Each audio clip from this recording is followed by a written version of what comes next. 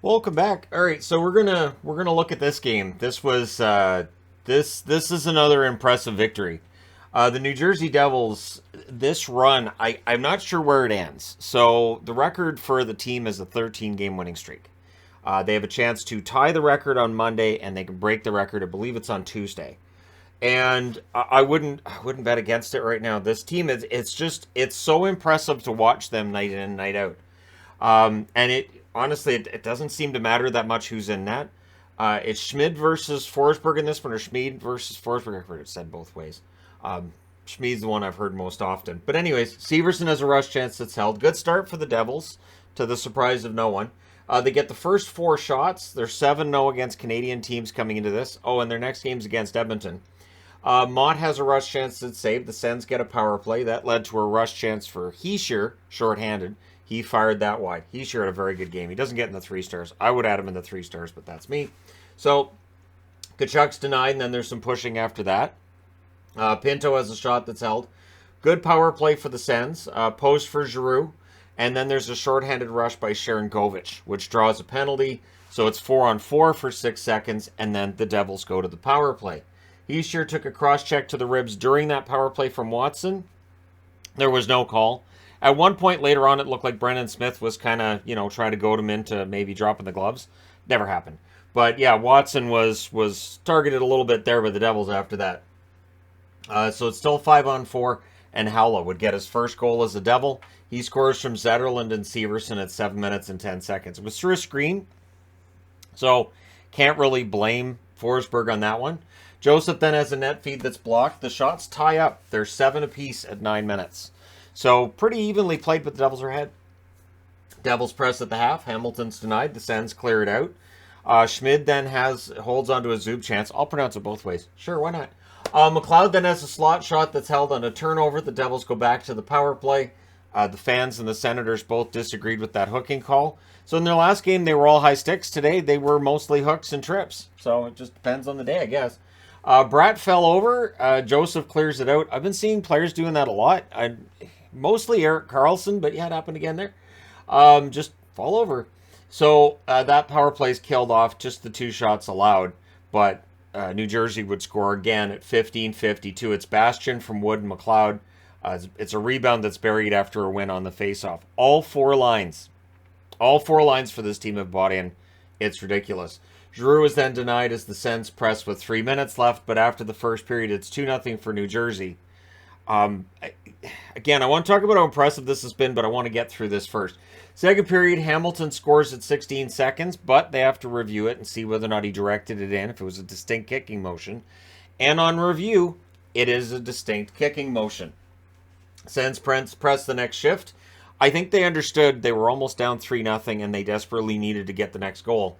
Stützle has a net feed that's blocked. It was the Sens' best stretch to the game. They were getting shots. They were getting pressure.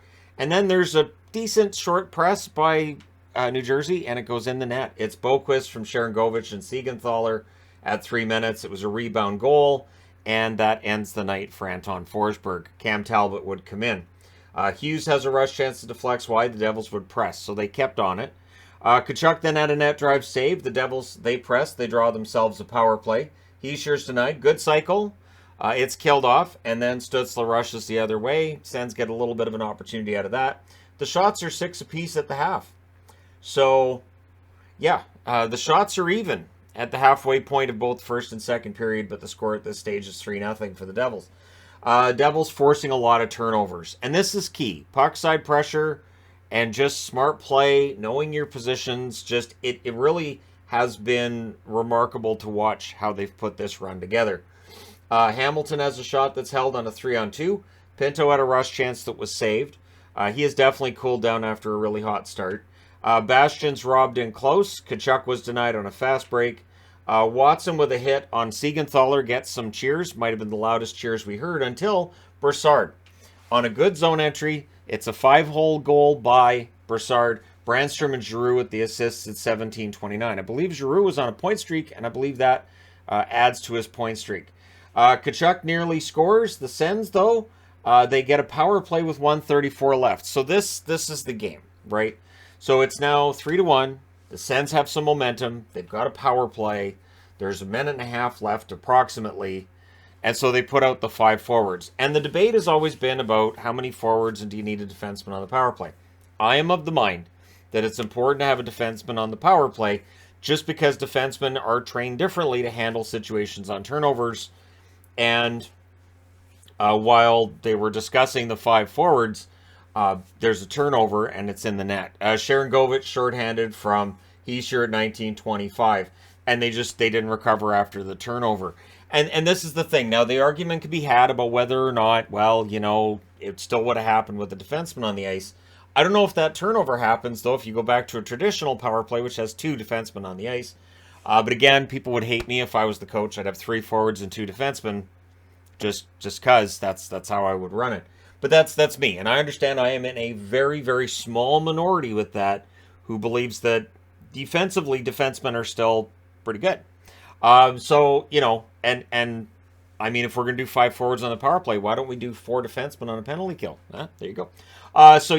The forwards on the power play is still a topic of discussion. I don't think that's necessarily why New Jersey gets a shorthanded goal, but I do think that it increases the risk of a turnover leading to a shorthanded goal. Again, that's me. I'm old, so when you're old like I am, you may have different views. Third period doesn't make them right either. Doesn't. I'm not claiming to have some kind of knowledge nobody else does. It just, to me, 5 forwards. Just there's that danger in my head there. So third period, the Devils finish the kill. So now they're up 4-1. They finish the kill. Being up 4-1 after 2 periods, pretty standard for the New Jersey Devils. They're 11-0 leading after 2. Having multiple goal leads after 2 periods will do that for you. Sens press at a minute and a half. The shots are 3-0 for the Sens at 7 minutes, but there's few whistles. And clearly, New Jersey just went into this period with the idea of giving the Senators nothing. Let the clock run. They get zone entries fine, but we'll block out the shots. We'll clear it out, make them come after us. We're ahead by 3. Again, one thing that's different with New Jersey this year as opposed to any other year that this channel's existed is with a lead, you have nothing to worry about now. This is a team that everybody's bought in. Again, all 12 forwards, all 6 defensemen. They're all playing as a unit. Severson has a blast that's... there's a press by the Devils that draws them a power play. Severson has a blast that's saved as it ends. They had 2 shots, but we're down to 9 minutes left. That power play to me felt like the Devils looking at the clock and going, we can kill 2 minutes here. So it just, again, it was smart play. Shots are 3-2 for the Senators with 8.5 minutes left. So think about it. I put here, at 7 minutes, the shots are 3-0 for the Sens. 8.5 left. There's 3-2 for the Sens. The Sens have had no shots in that 5.5 minute period in between. So again, really, really good defense by the New Jersey Devils. Graves is then denied as the Devils press because the best defense is a good offense. Really quiet building at this point. Don't blame them. I don't blame Sens fans for sitting on their hands a bit in this one. Really, honestly, after the first period, it was pretty obvious the Devils were going to win this. Goalie pull with 5 minutes left, because why not? Sanderson prevents an empty net goal, and then Hamonic blocks out an empty net goal as well. We're down to 4 minutes left. The Devils with an icing with 3:03 left, but eventually they do get an empty net goal. It's McLeod with his second of the season to go with an assist in the first period at 17:31. And again, every Devils player is doing their part. They all know their role, and this is why Holtz can't get in the lineup. Like they talked about this during the game. This is why you've got guys sitting out who want to play. Holtz really wants to play. There's no spot for him in the lineup. And so, it was dominant. 5-1 victory. Devils have won 12 in a row. They're 15-3.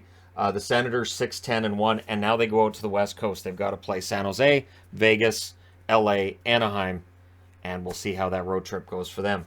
3 stars. TSN's 3 stars were Sharangovich, Schmid, and Brassard. I didn't know if the app would give me the 3 stars right away. It did. The 3 stars on the app, Sharangovich, Schmid, and Bastian. And so all New Jersey Devils. Not going to argue with that. That's correct. Shots 15-9 New Jersey in the first, 14-12 New Jersey in the second, 7-5 New Jersey in the third. Talk a lot about teams shutting it down in the third. That's what it looks like. Final shots 36-26 for the New Jersey Devils. Power plays, New Jersey 1-for-4, Ottawa 0-for-2. Hits 37-23 Ottawa. Schmid with 25 saves on 26 shots. Forsberg saved 15 out of 18. Talbot saved 16 out of 17. The third goal on Forsberg wasn't one you'd like to see go in, but I can't put this on Forsberg. This is just a New Jersey team that is a machine, and they will be trying to tie a team record on Monday. And hey, I guess that means my 10-game winning streak video wasn't a jinx on them at all. There you go. All right, let me know your thoughts in the comments section below. As always, don't forget to hit like and subscribe if you're browsing your way through. You just happened upon this video. And I have to say, if you haven't watched the New Jersey Devils play, tune into that game on Monday. It's very impressive to see how this team is all bought in. And yeah, it is one of the more impressive runs in the game right now. New Jersey and Boston, 1 and 2. Vegas, honorable mention. Those are the 3 teams that it looks like everybody's chasing at this time for dominance in the league. But I don't want to spoil the power rankings for tonight, so bad hockey guy. All right, thank you guys so much for watching. Don't forget to hit like and subscribe if you're browsing your way through. You just happened upon this video. Thank you guys for all your support. I will talk to you again soon.